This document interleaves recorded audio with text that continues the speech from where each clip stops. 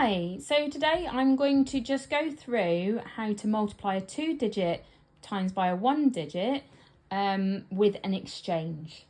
Okay, so first of all, if we just slide over here, I've got counters for you to have a look at. So the value of each of these, I've left them blank, but they're in the right column. So each of these counters are worth 1s. Each of these counters are worth 10s. Okay, so this is 10, 20, 30, 31, 32, 33, 34. And you can see that we've got 34 and we've got it 4 times. That's twice, 3 times, 4 times. Okay, so when we're multiplying, if we just come back over here, you can see that what we've got is 34 multiplied by 4. Now, with this method, what we're doing is multiplying. Now, you'll notice that there is nothing here. So in adding and subtracting, you keep it all in the same column. This is slightly different because we're multiplying everything in that top line by 4.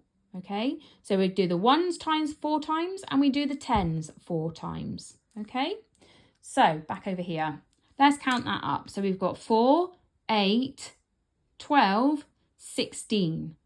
Now, you'll also know that so with the place value, you only ever get a digit 0 to 9, so a single digit in every column. Okay, when we make a 10, we do an exchange.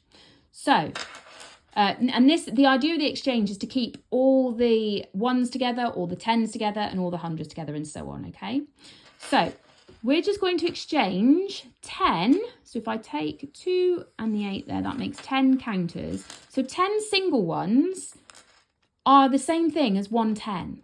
So we're going to exchange that down here. Okay, there's our exchange. All right. So in the 1s column, you can see we've actually got 6 counters left. 1, 2, 3, 4, 5, 6. So our 6 will go in the 1s column. That's what we've got left. Let's just do that up to there using the written method. So 4 times 4 is 16. So the 6 1s stays in the 1s column. The 10 we exchange. I'm going to pop it down here. Some people like to put them up above. I've seen them writing the exchanges up here. I tend to put them down the bottom, but wherever you choose to or usually do it is fine. Okay, so we've got our 16. Okay, and the 10 we've exchanged to the 10s column. Next step. So now we're going to multiply the 30 because we've got 3 10s and we've got that 4 times. So we've got 3, 6, 9, 12 and the one that we exchange, which makes 13 altogether. Okay, I can't leave 13 there because just in that column, because remember we've only allowed 1 single digit per column. So, and actually 13 10s is the same thing as 130. So you can see we're now introducing the hundreds column. So there's my 9 and that one makes 10.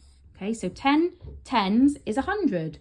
So I'm going to exchange that and pop it in my hundreds column. Okay, what I've got left in the 10s column is 1, 2, 3 10s and that goes down here. Okay, back over to here. So I've got 3 times 3 10s 4 times. So 3 times 4 is 12. Add the one that I exchanged is 13. So the 3 stays here. And remember 13 10s is 130. So I'm going to exchange that down here. Sorry, it went a bit blurry then. Exchange that down there. Now, okay, last bit. So now, if there was more to multiply, we would have more counters repeated in the hundreds column. There's no more groups of hundreds to multiply. We've just got the one we exchanged. And so we're just going to say that we've got the one that we exchanged by putting a 1 in there. Okay, so altogether we've got 136.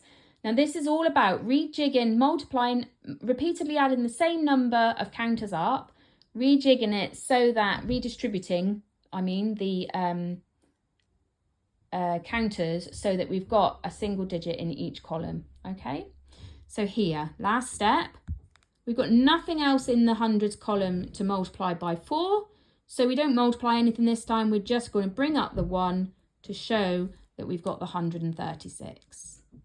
Okay, and there we go. See how you get on. If you've got any questions, just drop me a comment underneath the video. Lovely. Cheers for now.